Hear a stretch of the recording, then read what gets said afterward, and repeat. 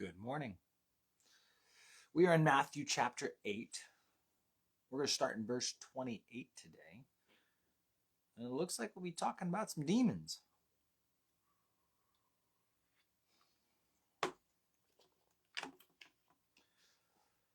Starting in verse 28.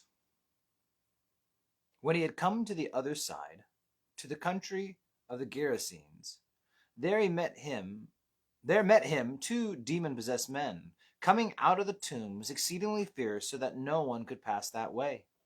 And suddenly they cried out, saying, "What have we to do with you, Jesus, you Son of God? Have you come here to torment us before the time?" Now a good way off from them there was a herd of many swine feeding. So the demons begged him, saying, "If you cast us out, permit us to go away into the herd of swine." And he said to them, "Go."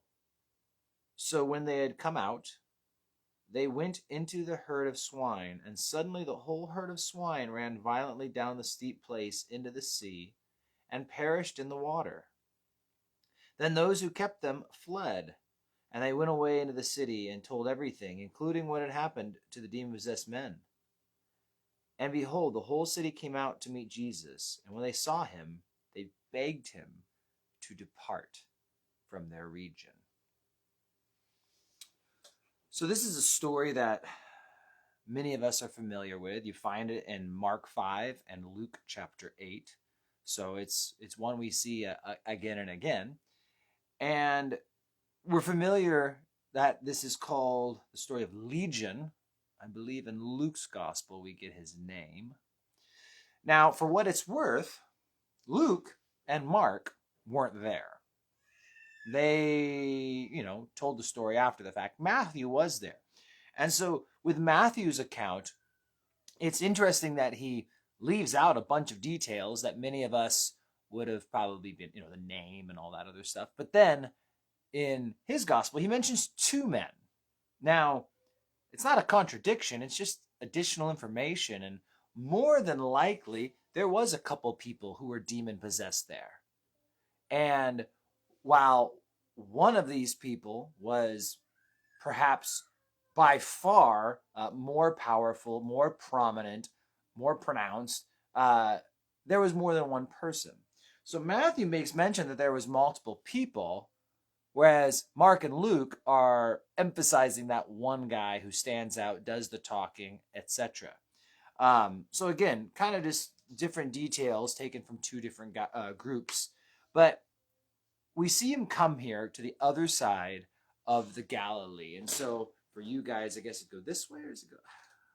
The whole mirrored image on the live stream thing makes me get confused.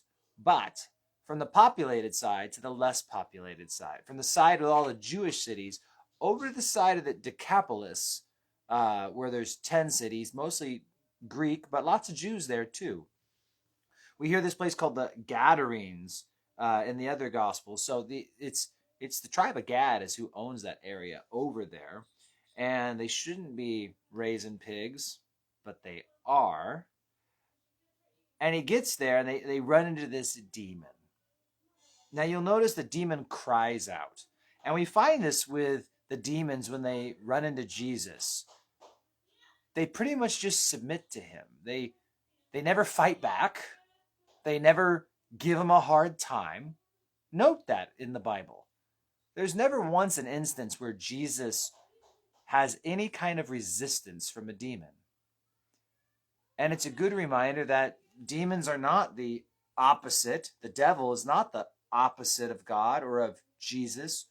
Jesus created the demons. He created them as angels. But now they're fallen. They don't really have any pushback against their creator. They are just as created as you and I are. And so he gets there, and notice it says, "What have we to do," verse 29, "with you, Jesus, you Son of God?" They know who he is. Son of the Most High, we hear in Acts 16. That we see the demons, they know exactly who Jesus is. They proclaim it. They have no problem, understanding who God is. And Jesus' brother James, in James 2:16, 19, 16, 19. It's one of the two. When he makes the proclamation, you believe in one God, you do well. Even the demons believe and tremble. So the demons believe in God, and that's a whole another rabbit trail for another day, but it's a good reminder. Believing in God doesn't get you to heaven. Putting your faith and trust into the Lord Jesus Christ and receiving his gift of salvation, that gets you into heaven. Demons believe in God. They're not going to heaven with us. So, but he comes here. Now, here's a cool thing. Have you come here to torment us before the time? Now, if you guys want to get into some of the demonology and some of the crazy stuff that revolves around studying about angels, demons, the spiritual realm, and all those things, you read in Peter and Jude and elsewhere talking about demons that are captive. We can go back to Genesis chapter 6, where we read about angels coming and rebelling, and many of them being put captive. It's interesting that we get the word, I want to say it's in Peter, could be in Jude, it's one of the two though, where we have Tartarus. Now in Greek mythology, it's funny how that's where the Titans get sent to. And what we find out about Tartarus is the rabbis said that as far as hell is below the heavens is how far Tartarus, this place, is below hell, below Hades, Sheol. And the idea was this place that these demons were being held captive. And these were a special group of demons who are held captive because of the crimes they've committed. And so this is a different group than the demons we're familiar with that are the ones who are still out and about it today. Now, it tells us in 2 Peter or Jude, once again, I kind of blur the two because I usually always teach them side by side, but it talks about how they're being reserved for the day of judgment. Now, what's interesting is here's having come torment us before the time. There's two ways you can interpret it, and in some ways, both are true. There's a time when the demons will be judged, that Satan and all the demons will be cast into the lake of fire. But it also seems like in the book of Revelation, where we hear about this pit being opened and these creatures coming out with a demon who leads them, it does seem like perhaps these demons are not only saved for a day in which they will be judged, but also a day in which they will be released to be used as God's judgment. So kind of fascinating getting all the demons and when they're going to be used. But this demon here, you'll notice that he comes, in a sense, humbly before Jesus, asking permission. Please don't cast me to Tartarus. Don't put me into chains. Don't send us that place. In fact, I know I've been making reference to Matthew and Mark, but let's see here. In Matthew chapter 5, verses 1 through 5, he does mention his name is Legion, and he begged him earnestly that he would not send him out of the country, and he goes for the swine. So then let's see here, Luke chapter 8, and in Luke chapter 8 is a big, there we go. Parable of the sower, where is it? It is Luke 8:26.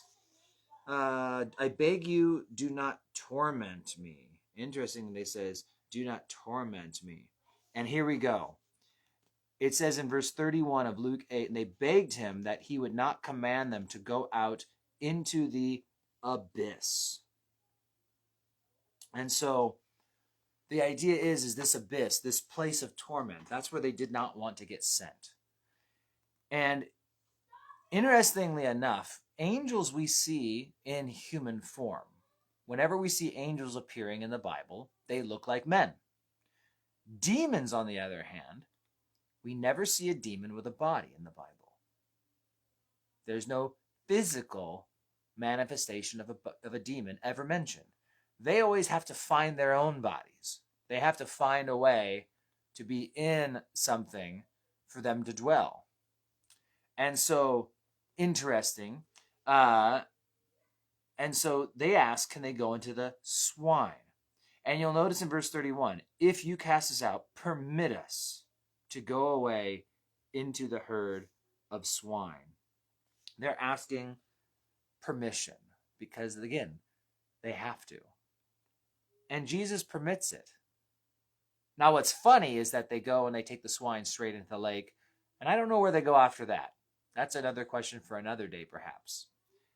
There's 1,001 great puns. If you're ever teaching a home Bible study, right? I mean, it's swine lake, deviled ham. The jokes go on and on, but it's good stuff.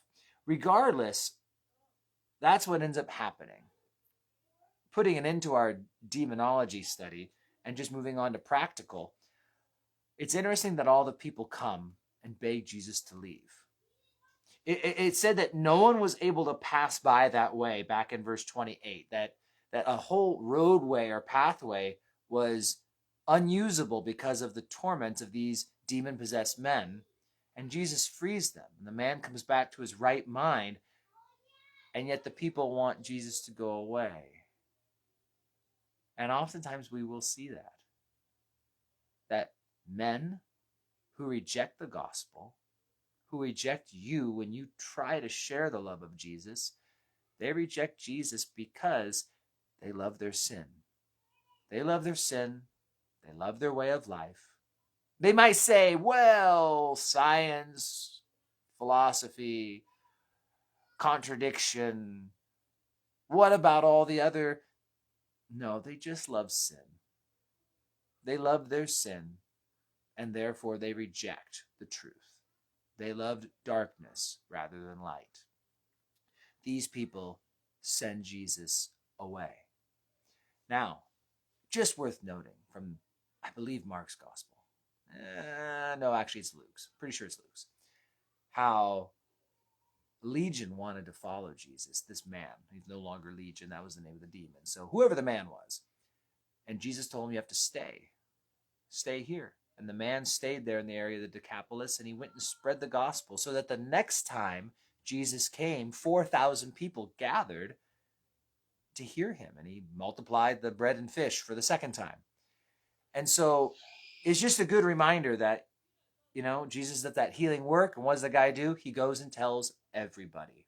And so just kind of a fun thing to see there. But there we have, the conclusion of Matthew chapter 8. I will see you guys tomorrow.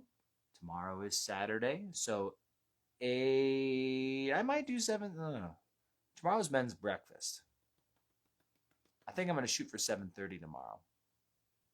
So that way I can still make it to men's breakfast kind of on time. So 7:30 tomorrow morning, Saturday. God bless you guys. I will see you guys around. If you got questions, post them.